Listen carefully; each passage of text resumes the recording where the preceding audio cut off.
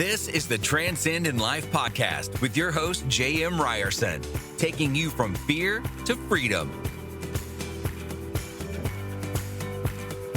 Hey, what's up, guys? Welcome back to Transcend in Life. I'm really excited. I get to talk to somebody that has dedicated his life and really has a passion in a really unique area, not one I'm familiar with. But Scott Abbott is an experienced sports professional in the running industry. He currently serves as the executive director of the Sacramento Running Association, which is known for putting on the California International Marathon, one of the nation's premier running events and one of the world's largest marathons. Abbott has over 20 years of experience working in the sport industry and has worked with athletes of all levels from youth to college to professional. Scott, man, I appreciate you being here. How you doing? Yeah, great. I appreciate you having me. Thank you. Truly, it is my pleasure. The reason I say I don't have any experience, that's because I am not a runner. So we're going to get to some questions on running because truly, I think you guys are a little cuckoo when it comes to that. But it is pretty amazing it's a gift. It's something that I think is unique for sure. But tell me how you got into running. Give me a little bit of your background, how we got to where we are today. Yeah, well, that's a good question, and you're absolutely right. We are a little cuckoo, and I thought that too growing up. I didn't even really know running was a sport. I was really into sports. I'm a big sports fan. I followed sports really closely. It was really my 100% passion growing up. I was good student in school and stuff, but at the end of the day, like I was all about sports growing up, and all I wanted to do was play sports. I knew my entire life I wanted to just be involved in sports. And ultimately, I kind of stumbled into the sport of running in high school. It was kind of a funny story, but I was on the soccer team and didn't really, it wasn't going really well. I didn't have a great relationship with the coach, and I wasn't getting a lot of playing time. And I was frustrated. And I ended up just kind of stumbling onto what was the cross country team at that time, which I had no idea what that was. I thought it was skiing, to be honest with you. But I heard that they made a trip to Disneyland as part of their, part of the season. And there was an invitational down in Southern California with Disneyland. I thought that sounded really cool. So I went out for the team because I had a friend on the team. And then the next thing I knew, I, was pretty good at it and really enjoyed kind of found my people. I really enjoyed the culture of the team. The coach, he was just an amazing person who really, I connected with and really brought the best out of me. And I just sort of lit a fire inside of me that, has burned. And now it's funny to look, 30 years down the road and it's still a part of my life and it's a part of my profession. And what started with, a trip to Disneyland, I kind of found my people and I found my passion. So that was pretty cool. That's pretty cool. I mean, I think anybody listening, you don't know what your passion is or what could end up being your life pursuit. A trip to Disneyland, that sounds really good as a kid, but that has really developed into, you've done some really unique things. You've worked with, like you said, athletes all the way from youth to professional. So clearly you were good at it and something that has been. What is it about running that really is there such a thing as a runner's high? Maybe that's my real question because I've heard that. I've never personally experienced it. Yeah, I don't know if I've personally experienced it either. In fact, it's funny. The act of running is not my favorite. I actually struggle with it too. And I get it why people, it's difficult. And it's kind of like it's kind of like the John Cougar Mellencamp song, like it hurts so good. Like, it's one of those things where it's painful and, and at times there's a little bit of masochism involved in it. You're really trying to inflict pain upon your body but really I think the reward that comes from it, what spoke to me from it was, I have a really strong internal drive and going back to kind of my struggle with soccer and stuff, what we kind of attribute, I've learned kind of through coaching and working with athletes, what we attribute our successes and our failures to is really what motivates us and drives us. And the sport of running is so pure and simple that, hey, if you put in work, you get better and then you achieve results. And you're entirely in control of that process, and the clock doesn't lie. There isn't a coach that, determines how much you get to play. There aren't opponents. I mean, you're running against other people, but there aren't opponents that can kind of thwart what you're trying to do. And there aren't refs that call fouls that may or may not be fouls. It really reduces a lot of the subjectivity of sport. And there's a purity to having complete control over, your effort and then ultimately your result. And there's nowhere to hide from it. It's really binary. You know in that moment, only whether you cowered or towered when you faced that important moment where you felt some pain and you could back from it, or you can kind of keep powering through. And when you achieve that a couple of times, that might be the runner's high that you kind of referred to, is when you kind of conquer that and overcome that. And in that moment where you can either cower or tower, you power through. That feeling of self-satisfaction is unmatched in anything, in any sport I've ever been a part of, because there's no like, well, we got lucky or we got this or the ball bounced our way. That was entirely a result of something that I did, my effort and my commitment to this result. And so I think that purity is something that runners love, that they just have entirely control over their circumstances, and I really valued that. Yeah, it's really interesting. I mean, there's a ton of psychology. I have so many questions to go just on that last little dialogue that you gave. But the idea that you are literally overcoming in your internal dialogue and what your body's telling you, it's a fight. Like, it's who's going to win today. That's what I'm imagining. And again, I say in jest, I've never run. Of course I've run. Any athlete has had to do this. And I say had. So some people choose to do it as more, obviously. But I want to get into the psychology, because you talked about this is something anyone can relate to. I can't. Yes, I can. And you're persevering. You're overcoming. Talk to me more about that process while you're in the moment. Yeah, I mean, the worst 4-letter word you can say is can't. I mean, that's one of the things that you learn as a runner, that, you really have to, you're getting a lot of signals, neurological signals that are telling you to stop. I mean, our bodies are conditioned to do that. They try to protect us from pain, and that's what training is doing, is you're constantly kind of inflicting that pain on your body to make your body learn it. And then when you get into competitive situations, you're trying to kind of press beyond a spot that you've ever gone before. And it's a really challenging space that you put yourself into, but that's why there's so much reward and satisfaction that comes from it. And so it's unique. And you're right, there is a lot of psychology. And I've learned, like, going back to why, and I think why I was drawn to running is, I think people that are drawn to the sport all are kind of wired similarly. And so I really met a great community of people, and I enjoyed the culture that surrounded it. And I've really tried to continue to cultivate that in teams and programs that I've been a part of, and really try to celebrate that community of, hey, we're all chopped from the same cloth. We're wired a certain way.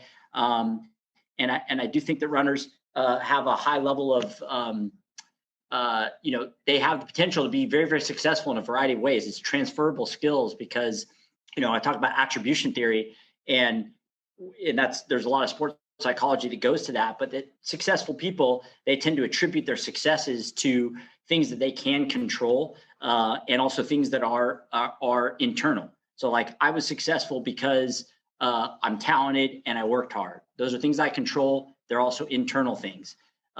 Low achievers, people that struggle, sometimes attribute their successes to external things and things outside their control. So, like, I was lucky, or that was an easy task, or that opponent was not very hard. That's why I won. That's why I was successful. So, and I think runners generally, because of that link between their effort and their result, have started, really have a strong tool in their personal toolbox that allows them to go out in life and be successful. And so it's just something that I've really enjoyed being around, that community of runners. It's introduced me to a lot of great people. It's allowed me to impact people, and them also to impact my life. And it's been awesome to look back and see that. Yeah, one of the things I've noticed, again, I've never been necessarily a part of a runner's community, but I do know a lot of people that enjoy running. And there is a significant feel of they're happy, they are determined. And this idea of growth mindset is what I'm really hearing, because what you're saying is, look, I may be gifted. There are prodigies out there that are gifted runners, no doubt, right? But that idea that I work hard, I get this out of it, that seems so transferable amongst you guys. I Mm-hmm. love that. You know what? It's making me kind of get inspired. I may Yeah. lace up after this, brother. I may go for a little run. Yeah, and Um, that's really, like I said, when I was in high school, that's what was instilled in me, and that coach that I had, Coach Walt Lang, who's a legendary coach. He's a Hall of Famer. He's one of the greatest, high school coaches of all time. And I was so fortunate to just stumble in to being coached by him, and he really instilled that. And you think about today, nowadays, that the world we lived in, where we're looking for instant gratification and quick fixes and life hacks and all these things, and this to instill this. This idea that that there are no shortcuts to success, that your success is directly related to the effort that you put in, and it's about showing up every day, putting in work, and you're going to get better, and then you're going to get better from there, and little by little you're going to get better. And every runner kind of has experienced that. The hardest run anybody ever does in their life, literally the hardest run they've ever done in their life, is your first run. It really is. It's the first run you've ever done. You're like, this is crazy, this is hard. Hardest run I've ever done was my first day of high school cross country practice, like 2 miles. I was wearing Vans, and I literally thought I was going to die when it was over. And then I've run the Boston Marathon. I've competed at NCAA Division I level, running the NCAA championships, and been in some big competitions all over the world. And still, the hardest run I ever did was the very first run, because when you put in work, you get better, and then you keep putting in work and keep seeing the fruits of that success. And it's directly related to the effort that you've put in, the work you've put in. And it's such an empowering tool to have in your personal toolbox. And I'm just so fortunate that I found the sport, was lucky enough to be coached by a couple of great coaches, one in high school, Walt Lang, and then another in college, that really instilled that in me. And it's been something that I've taken with me throughout life. And when I'm ever faced with a difficult task or something that seems overwhelming, I just kind of break it down and be like, how would I handle this if it was getting ready for a race or getting ready for a competition? How would I build my training plan? I just break it down into parts, get better every day. And then that's how that leads to success. So, it's been an awesome personal tool that the sport has provided. yeah, man. I mean, think of this, the guys. He ran in a high level Division I. He's run Boston Marathon. I'm sure many more. But he can go back to that first run. Probably remember I remember the burning of the lungs and the chest. But you were in Vans, brother. Like, I'm picturing this. I'm guessing you were scrawny. I don't know why. Yeah. In high school, Yeah. in Yes. Vans, and yet you can go back to that moment and realize where you started and seeing how far you've gone. It really is pretty remarkable. So you've worked with athletes, and one of the things we talk about on the show a ton is going from fear to freedom. But I guess my first question would be, athletes deal with failure all the time. I mean, it's part of our daily routine when we're competing, is to fail. What is your process with overcoming failure, whether that be running or the other sports that I'm sure you've been a part of and coached? That's a great question, because that's, ultimately in running, you're always dealing with some failure. I mean, it's funny. Nobody's ever finished a race and been like, that is as fast as I possibly could run. Because, inherently, like, you could have run at least 1 second faster, so you're always, and that's a thing that a lot of runners struggle with, is that sense of never being satisfied. Because if you did something, you could do more. And so in that moment, you're like, maybe I could have run faster. Maybe I could have beat one more runner. So rarely do you ever finish and been like, yep, that was it. That was everything I've got. That was the fastest I'm ever going to run, So we're constantly kind of dealing with, I don't know if it's necessarily failure, but that never quite, kind of hitting that mark. It's that constant, never being satisfied. And so that's a really important question. And I go back to that attribution theory, and I was talking about how, high achievers, when they're successful, they attribute it to internal things that are within their control. Hey, I'm talented. and I worked hard. That's why I was successful. They attribute their failures. High achieving people attribute their failures to things that are external, that they're not fixed and they're external. They can change. So, hey, the ball didn't bounce our way. It was unlucky. There was bad weather, or also that it is something that can change. It could be your effort. Hey, I didn't prepare as well as I would have liked for this, because the message you've now sent yourself is, hey, this can change. If I prepare better, I will overcome that, and I will not fail next time. And also, I was a little bit unlucky. It was an external thing. Now, low achievers, it's kind of the opposite. When they win or when they're successful, they attribute it to external things. Hey, I was lucky, or it was easy, or we were playing, or was the opponent was easy, or the task was easy. And when they fail, they attribute it to fix things that can't change. Hey, I'm not smart enough, and internal fix things. I'm not smart enough, or the opponent was too hard. They're better than me, or this task is too hard. So it's really about changing that mindset and having that high achieving mindset of attributing our successes to things that are internal about us. I worked hard, I was successful, and attributing our failures to things that can change. I didn't work hard enough, or hey, I was unlucky. And I really think that as a coach, or as a manager, a parent, it's our job to really try to instill that mindset in the people we're working with, to try to really kind of create that attribution theory. And I think attribution is a huge part of success and failure.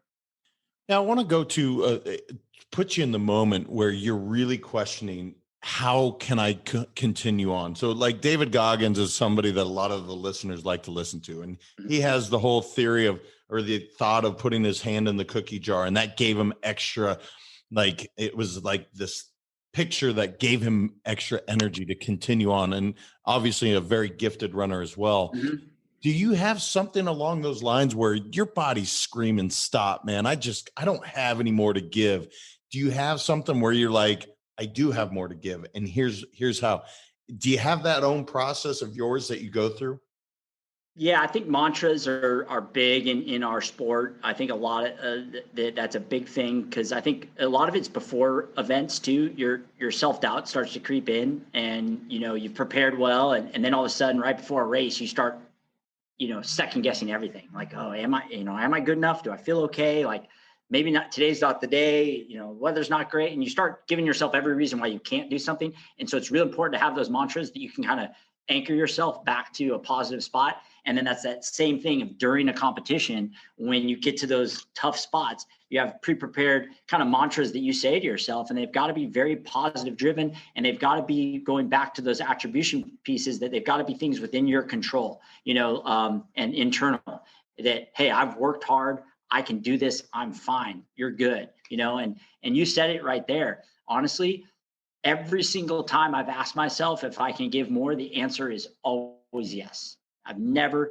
ever been in a spot where things might not be going well, but if I ask myself that question, can I give more right now? I'll always answer yes, and then you can give more. So even in a time when things aren't going well, I've never been like, oh, nope, I've got nothing else to give. And so the more I have to give may not change my result, but I can definitely control giving more in that moment. And so I think that's really important, is to focusing on positive things that you can control. And when you can say those things to yourself, it can really drive behavior in positive ways. And especially in the marathon, we see, you're out there for a couple hours and you'll go through patches, sometimes very early in the race, where you're like, holy crap, I don't feel well at all. And I'm in trouble. And if you have the right tools, like I said, those psychological tools in your toolbox, and you can say the right things to yourself. And sometimes it's just breaking things up, like, hey, I'm just going to focus on getting to the next mile marker, or getting to the next aid station, or getting to the next corner, and just, focus on things I can control. Then you never know, like, then all of a sudden things change, and oh wow, I'm actually feeling okay now. I kind of made it through that rough patch. Now I feel pretty good. Or you maybe pass, a competitor that's doing a lot worse than you. It's like, well, actually I'm okay. And all of a sudden your mindset changes, and things start moving in a positive direction for you. So I do think just kind of constantly empowering yourself with things that you can control is really important to kind of powering through those moments. I am so glad. I knew this was going to be awesome, this episode. And I didn't know why, other than you're a good guy, you have done some cool things, but the psychology involved here is it's really cool. Because again, if I say, hey, I'm going to go run 26.2 miles, no freaking way, bro, not happening. But if you say, go run to that light post, sure. Mhm. Go run to that light post, sure, et cetera, et cetera, et cetera.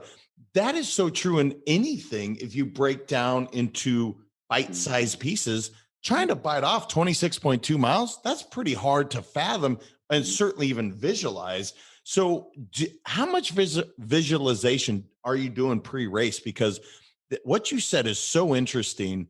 And I really hope people take note of this, because it is how the world works. Running, I'm telling you guys, I'm getting inspired to go run. So talk to me about some visualization prior to your run. Yeah, I don't know if I've ever really engaged heavily in visualization, other than just making note of key spots in races, where, hey, I know, like, I used to. Well, I'll give you kind of this mental trick that I use in competition is, before an event, I'll pick three spots. I'll go through the course in my head ahead of time, and I guess that's like a visualization where I know what the course is going to be. You've either run it before or you've looked at the map and you kind of know what you're going to do, and you pick three spots where you're going to be just tough as nails, and you're just going to say, hey, that's an area that I'm just going to kind of own.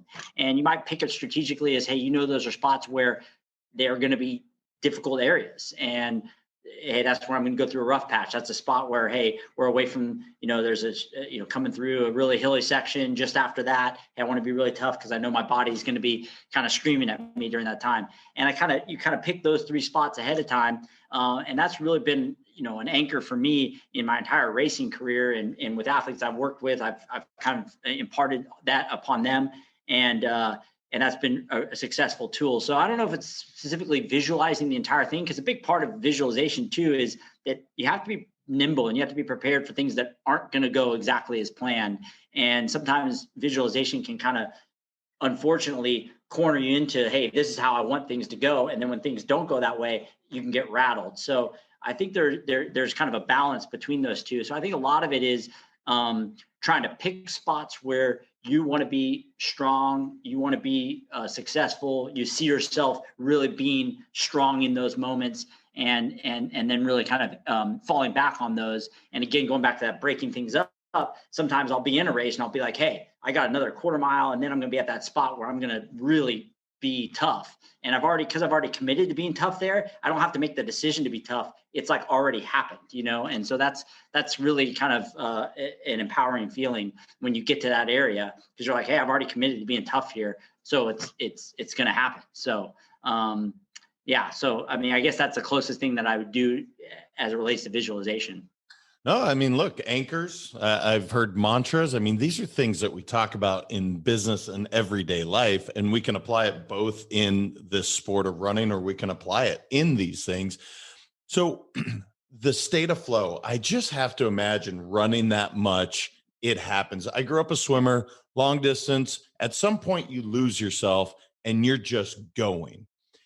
And yeah, your body's hurting, and yeah, thoughts go, but at a moment, there's moments where you are just in it. Mm-hmm. I'm curious, is that happened for you? And would you call it the state of flow if that's what you're feeling? Yeah, that's probably closest to what you described as the runner's high, but I think you're touching on the fact that exists everywhere. That's not just a running thing. And I do think the state of flow is huge. That's a point when you're just locked in, and it's kind of where things slow down. And really what it is, it's in my opinion, it's when your preparation kind of matches reality, and the things you've prepared for, you've kind of caught up with those, and then everything just starts to kind of click and happen for you. It's funny because running races is a lot like childbirth, not that I would know what childbirth, you and I both don't know what that's about, but we know that our wives have had multiple children, right? So they're, as painful as it is, they always go back and do it again because your body doesn't remember it. And anytime you have this great race or this great performance, you never remember the difficulties you felt during it. While it's happening, you're really going through a lot of pain. But then afterwards, you just say, hey, man, I felt great. That went awesome. Everything I wanted to do, I did. Every move I was able to make, I made. And you just remember how easy it was. And so I really think that that's part of the state of flow, but also our body, fortunately doesn't remember pain. And so I think that's a big part of kind of how that state of flow works. But, I think that's true across all sports. I think that our level of arousals really play into achieving that state of flow. I think that's huge. I think sometimes people get overly hyped, and that creates a lot of anxiety, and that can restrict you from achieving that state of flow. And the other end of the spectrum is it's also true in the sense that if you don't get yourself kind of wired properly, you never quite get into that state of flow. And so I do think that there is something about that arousal curve that's very, very important about getting yourself elevated, telling your body that something's important, being ready to go, but not being overly hyped that gets you so wound up that you come unraveled at times. And so that's really important in sport. That's really important in anything. If you're getting ready for a presentation at work or anything, there's something that you want to tell yourself. Nerves are okay. It's actually, your nerves are good. That's your mind telling your body that this is something that's really important and that you need to be completely alert and alive for. That's good. And then if you try to feed that with too much hype, sometimes you get yourself too wound up and you can't achieve that true state of flow. So I think that's really important in life, is just trying to find that balance between, getting aroused for something that is important without getting overly hyped, so that you can kind of get in that sweet spot. And one of the things I coach on is taking care of your mind, your body, and your soul every single day. And what I'm realizing in talking to you, in your one run every day, you're doing that because your mind is working overtime. You're obviously working your body, and there's a spiritual element happening here. At least that's what I'm hearing, brother. I really am. So I don't know if I'm reaching there, but I'm really am. I'm telling you, guys, I'm getting convinced. I'm putting on shoes. We're going for a run. We're going to give this a test. The other thing that's unique about the running in general, I'm not just talking, I guess what you call marathon running or, not a sprint, but there's big moments in this world. So Roger Bannister breaking the 4-minute mile. Mm-hmm. I use that example all the time. When the 100-meter was broken from 10 into the 9s, these are major human marks. Is it because running is universal and it can be done everywhere? I'm just curious, brother, if you have because you clearly are more of an expert than I am in this area. Is that why? Yeah, I mean, the beauty of the sport of running is it's accessible to everybody, and honestly, that's one of the neat things about our sport is right now the people dominating our sport, at the international level, by and large, I mean, their success coming from everywhere is from some of the poorest countries in the world, East Africa, and it's a cultural phenomenon there. Running in Eastern Africa is like it's just like any other sport. There's a culture around it, and rugby is big in certain areas of the world, and cricket is big in India, and distance running is the end all be all in East Africa. And a lot of these guys grow up running in school. Many of them have no shoes, and so it's not a sport of means. It's left foot, right foot. It's a very simple sport, and so that is unique about that people can kind of run everywhere. But I do think that those barriers, those human barriers, the 4-minute mile, 10-second 100 meters, I think they speak to everybody because it's because of what I was talking about before. There's a purity to it. It's very, very simple. You want to break 4 minutes in the mile. Obviously you have to be graced with some talent, but it's about putting in the work. And Roger Bannister was a medical student, doctor, and he just turned it into a scientific, exploit. Hey, I'm just going to do 400-meter repetitions at mile race pace, do them over and over and over and over again. and be able to build my body so that I can run it, cover a mile in 1 minute, or in 4 minutes, sorry, each lap in one minute. And so, it's one of those things where I think the purity of that sport really spoke to him in a way where, I think that he saw it as an opportunity to create human achievement through something very, very pure that wasn't contingent on a lot of external factors. And I think that I spoke about that before, that I think runners all are drawn in that same way of, hey, I can achieve things. And you talk about, hey, covering 26.2 miles and how crazy that seems for some people. But that's what's awesome about, we put on a marathon every year. You mentioned it, the California International Marathon. It's one of the largest marathons in the United States. And if you come to our finish line, you stand there and you see the people that are finishing, it's hard not to be inspired and be like, gosh, if these people can do it, so can I. And that anybody can do it.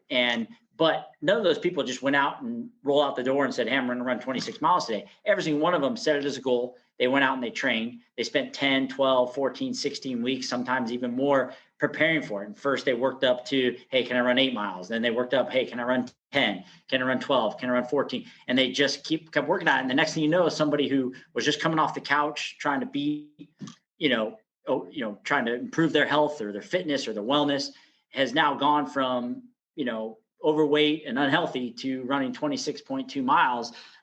It's inspiring, and it's clear that, you can do it. Anybody can do it. And so I think there's an empowering force there that we kind of keep touching on, which is ultimately, your efforts will always lead to successes in some relative form, as long as you repeat them. That's the key.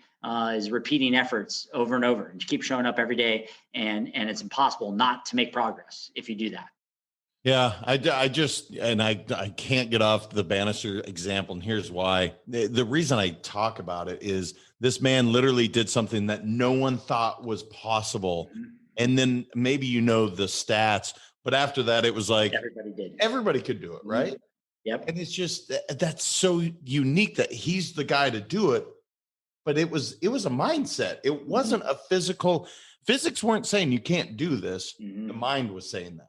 Yeah. And that's what, when I said before, you can always go fast. So it's like, as soon as the record is broken, then we know that's been achieved. So we know that even a half second faster can also be achieved. It's hard. You look at a guy like Usain Bolt and you're like, it's tough to imagine that a human being is ever going to look and move like that ever again. And maybe he's the fastest guy that, when God decided to make a sprinter, maybe that was it. But at the same time, we've seen throughout history, whenever we think that's the case, somebody goes faster. And so then it's crazy to think that, like, okay, hey, the record of the mile is 3:43 right now.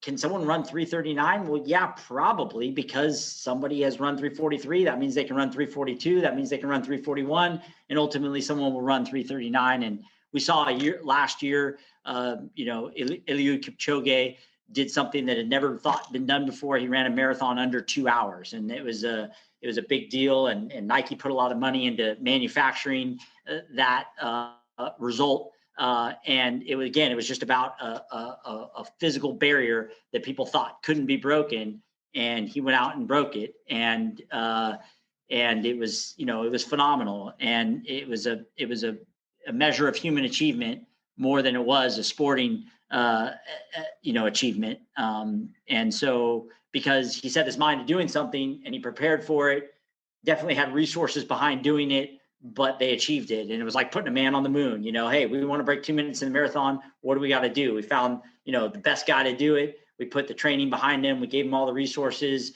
We built a course that he could do it on, and then he went out and did it. So, and that's neat. And that's empowering, that we know that when you want to put your mind to something, you just lay out a process to do it, and you can do it. Yeah, it is cool to be able to just set your mind to something, and regardless of anybody telling you you're nuts or whatever, you can do it. I want to take you back to your coaching days, because so many people listening are coaches. They are mentors. What are some of, you talked about anchors, and maybe it's the staples, maybe it's the fundamentals, but what were those for you when you were working with these athletes to really get them to reach their potential or exceed what they thought they could do? Yeah, it's a great question. And I really think that that's kind of the key, for me now looking back at stuff is, you know, for me, the, most important piece in all of that, and I look back to all my successes and successes of people that I've worked with, and what's kind of that common thread. And to me, it's about relationships. And I really do think that every positive thing that's happened in my life, every success I've had, every success that I've helped others have, stems. You can kind of connect it back to a relationship. And I think that that's such an important piece that's missing in the coaching, mentoring, teaching world, management. Is that I think relationship is the foundation for a lot of great successes. And I think ultimately, when you're building relationships, that increases levels of engagement. That creates community, that creates culture, and then it also makes people feel safe, comfortable, and in a trusted space. And through that, you're creating an opportunity for impact in that person's life. But also, the double-edged sword there is it increases performance. And people that are in a place where they're comfortable, they feel free in terms of their relationships and their ability to kind of let their guards down and feel trusted, feel safe, feel like the walls are padded, the guardrails are up. They're able to engage at a higher level. And we know that when people are engaged at a higher level, they're going to succeed, and their performance is going to be increased. But that isn't the ultimate goal. When the ultimate goal is to build relationships and to create impact in people's lives, just one of the byproducts is increased performance. And that's one of the things I learned. I think early in my coaching career, teaching career, I kept trying to extract things and pull performances out. And as I kind of grew as a coach, I learned how to just build culture, build community, create environment, and build those relationships. And then performances came from that. And I really think that is kind of the key piece to me. In terms of if you're in a management position or a position of leadership, it's really about building meaningful relationships. You can't force relationships. They got to be genuine. They got to be authentic. They got to be meaningful. You got to treat people as people and not as commodities. And when you do that and you build that relationship, over time, performances will come. And but more importantly, you've created an opportunity for impact. And when you can impact people, it's the highest form of achievement in coaching, teaching, management, leadership, parenting. When you're able to impact people's lives, that gives them the tools to be successful, and change their lives moving forward, more than just achieving a result. Yeah, man. Shoot, you mentioned your high school coach, I believe your college coach. We're going back, a couple of years, and it's like they clearly left an impact on you. And the thought comes to my head that I want people to hear is no one cares what you know until they know that you care. That's what I'm hearing, brother, is like you knew that these people gave a shit about you, not just what you did, but who you became, the fabric of who you are as a man. I hope everybody's hearing that. And I love that saying, what you're saying. And if you want to, more on that, I'd love to hear it. But I don't know why it takes so many years for people to get there, but guys care. You know what I mean? Yeah. And one thing that I, have kind of touched on before is that there are 3 I words that get confused sometimes, and it's inspire, it's influence, and it's impact. And that in my mind, that there's a continuum there, and we should all be striving to create impact. And one, not only to impact, but allow ourselves to be impacted. And those other 2 I words that get confused sometimes, inspiration and influence, are fine, but they fall short of impact. And too often today, we're looking for, like I said before, like a lot of quick fixes. We seek to be inspired, but inspiration is fleeting. That's, hey, I look at something on social media, or I listen to a podcast, or I watch, something on TV, or I see a short form video and I'm inspired. Well, that's just an emotional response that is fleeting. It doesn't infiltrate who we are as people. And then influence, so inspiration is just this fleeting emotional response that I think sometimes we seek to inspire, but that doesn't enact any sort of change. The other is influence, and influence is just directing behavior. That can be positive or negative. There can even be a manipulation factor there. All we're trying to do is generate a result or drive behavior. And too often we try to influence, and really what we should be trying to achieve is impact. And so when we're working with athletes, or we're working with people, in management settings or leadership settings, we should be striving to make impact. And impact is something that's much, much deeper, and is longer lasting. You're building a space for somebody, you're creating space for somebody, and you're really trying to help that bring out the best in that person, versus just trying to drive behavior or generate a result. And a lot of that comes from building a relationship, and treating people, and meeting people where they're at, rather than, hey, here's where I want you to be at. It's, hey, I know who you are. This is where you're at. Really kind of open yourselves up to allow yourself to be impacted by them, and you to impact them. It's kind of a bilateral relationship. And once you really achieve that bilateral relationship, amazing things can happen. One, for yourself, but two, also for them. And once you get there, that really is a special place. And you really see great performances that will come from that. But more importantly, you're going to make people better, and the ripple effect of that is amazing. And I've been fortunate in my life to have a lot of people who have impacted me, because I've allowed that. I've been able to create a space for people, and people have created space for me. And then, and furthermore, then I've been able to kind of move forward and impact them in ways that have allowed them to go on and do great things. So I just think that that's a huge piece that I've always just tried to, fall back on, and thinking about that, like, hey, don't fall short by inspiring or influencing, but really trying to create impact. That makes sense, man. And I just imagine the amount of folks that you've impacted through your 20 years working in this industry, and now, serving as the executive director. So what is the impact that you're doing as the executive director of Sacramento Running Association? Because it sounds like an incredible event. I've never attended, but I have to imagine so many people get so much from that.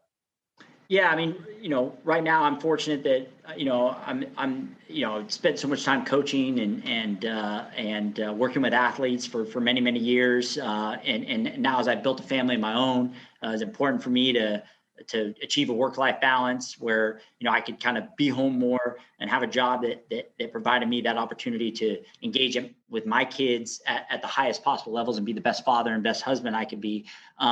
And I've been so fortunate to be the executive director of the Sacramento Running Association, because it allowed me to continue to work and combine my passion with my profession, but to do so in an environment that gave me a little bit more work-life balance. And what's great about that is,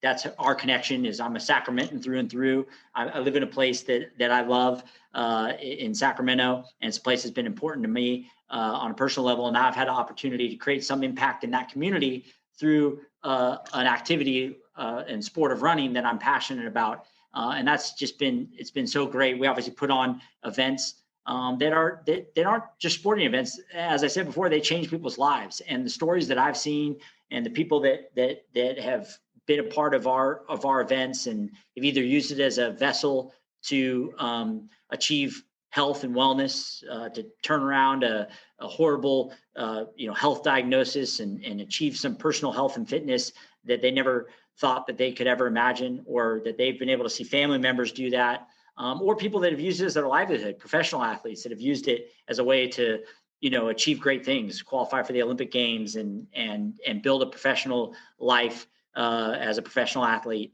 and using our events as a platform for that. It's been really inspiring to be a part of, and to do it at the community level in a place where it's benefiting the place where I live, and making Sacramento a better place to live, work, and play, has been very, very rewarding. So, I'm appreciative of that.